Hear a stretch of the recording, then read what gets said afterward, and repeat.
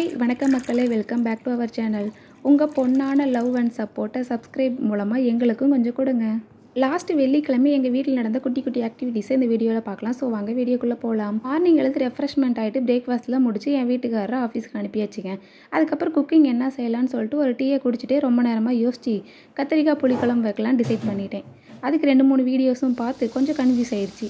சரி, நம்ம சமையல் குருநாதர் அம்மாவுக்கு ஒரு ஃபோனை போட்டு எப்படி வைக்கிறதுன்னு கேட்டு அம்மா சொன்ன மாதிரியே கொஞ்சம் ட்ரை பண்ணி வச்சுட்டேங்க. பட் இந்த புளிக்குழம்பெல்லாம் அடுத்த நாள் சாப்பிட்டா இன்னும் கொஞ்சம் டேஸ்ட் நல்லாயிருக்குன்னு சொல்லுவாங்க. அதே மாதிரி தாங்க என் குழம்பு அன்றைக்கி சாப்பிடும் போது ஓரளவுக்கு ஓகேவாக தான் இருந்துச்சு. பட் அடுத்த நாள் சாப்பிடும் போது சூப்பராக இருந்துச்சுங்க. லஞ்சுக்கு என் வீட்டுக்காரர் வீட்டுக்கு வரும்போதே பார்த்தீங்கன்னா வாட்டர் மெலனும் பைனாப்பிள் வாங்கிட்டு வந்திருந்தாரு. ஃபஸ்ட்டு என் பையன் அது ஒவ்வொன்றா கையில் தான் எடுத்து சாப்பிட்டுட்டு இருந்தாங்க. நான் ஸ்டிக்கில் எடுத்து சாப்பிட்றத பார்த்தது எனக்கு வேணும் ரொம்ப அடம் பண்ணி அதை வாங்கி சாப்பிட்டான். நான் கூட எங்கடா வாயிலெல்லாம் குத்தி போனோம் அப்படின்னு சொல்லி கொஞ்சம் பயந்துட்டே தான் கொடுத்தேன்.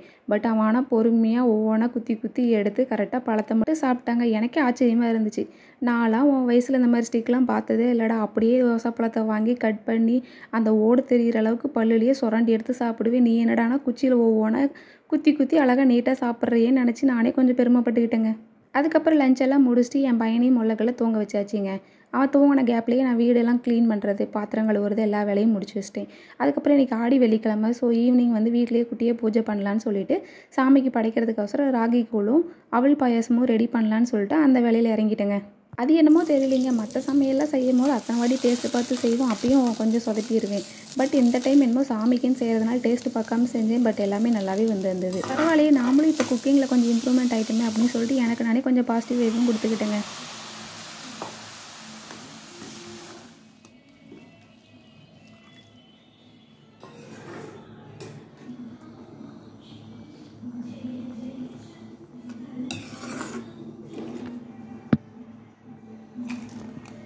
எல்லாம் ரெடியானதுக்கப்புறம் கூழில் உப்பு போடாமல் சாமிக்கும் தனியாக எடுத்து வச்சாச்சுங்க.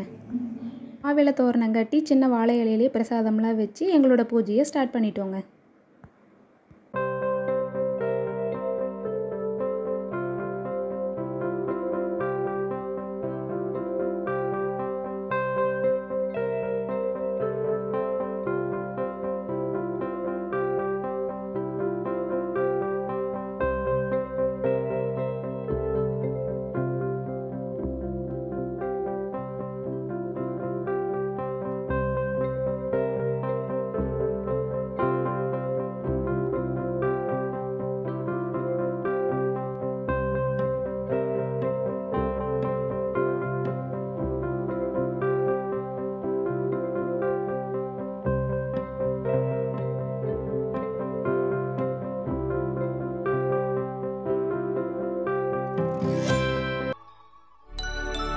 அடுத்த வீடியோவில் பார்க்கலாங்க. பாய், தேங்க்யூ ஃபார் வாட்சிங்.